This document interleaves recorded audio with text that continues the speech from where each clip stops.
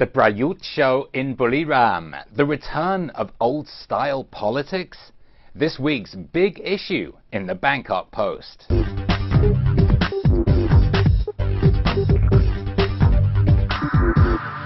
This is Dave Kendall with The Big Issue, a video companion to the hard-hitting column by legendary Bangkok Post columnist Alan Dawson. You can read it every Sunday in the Bangkok Post print edition, the e-newspaper, or at bangkokpost.com. This week, Alan writes, "There is nothing that the government does and that General Prayut does that is not political. These men want to stay in power, and they claim they're going to ask the people to let them. Can it be more political than that?" Alan, last Monday the Prime Minister addressed 30,000 people in a stadium in Buri Ram, rode a motorbike on a Grand Prix circuit and took hundreds of pictures with local people. Does anyone in Thailand believe this wasn't a political event? And if the answer is no, why would the government risk looking like it's not telling the truth? Yeah, I haven't talked to anyone who thinks it was not political. Some people give the credit for the government going up country and talking with people and so on.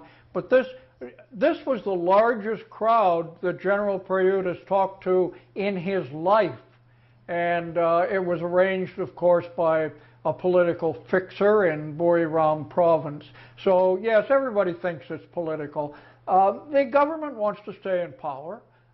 They are aiming for elections that will legitimize their particular regime under a constitution they wrote, and they have to make contact with people up country to get votes and indeed to make political deals so that they have a chance to stay in power.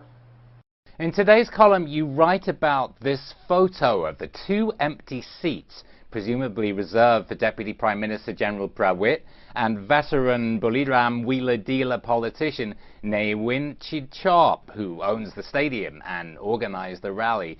Now, if those two were really off doing a political deal to help General Prayut stay on as unelected Prime Minister after the election, couldn't they have done it before or after the show?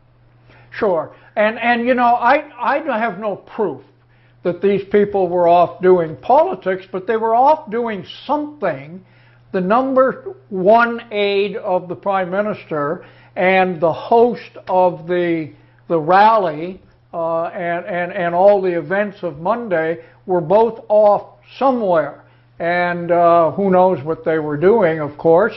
They denied any political deals as they would.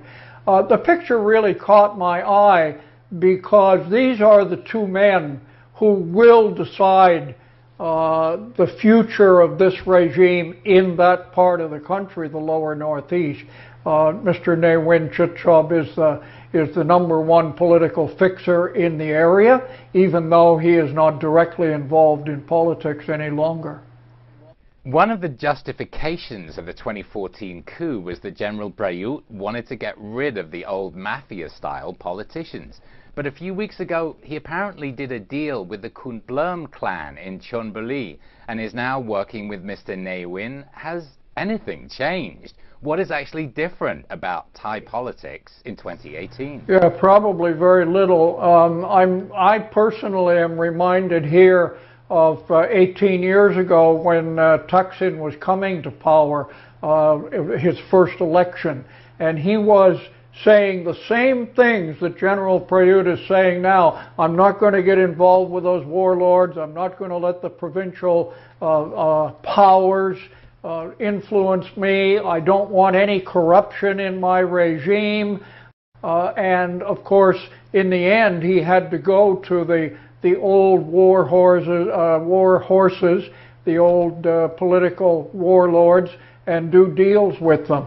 General Prayut is going to have to do the same thing, or General Prayut will not be coming to power for sure, because the other political parties will do deals with them for sure.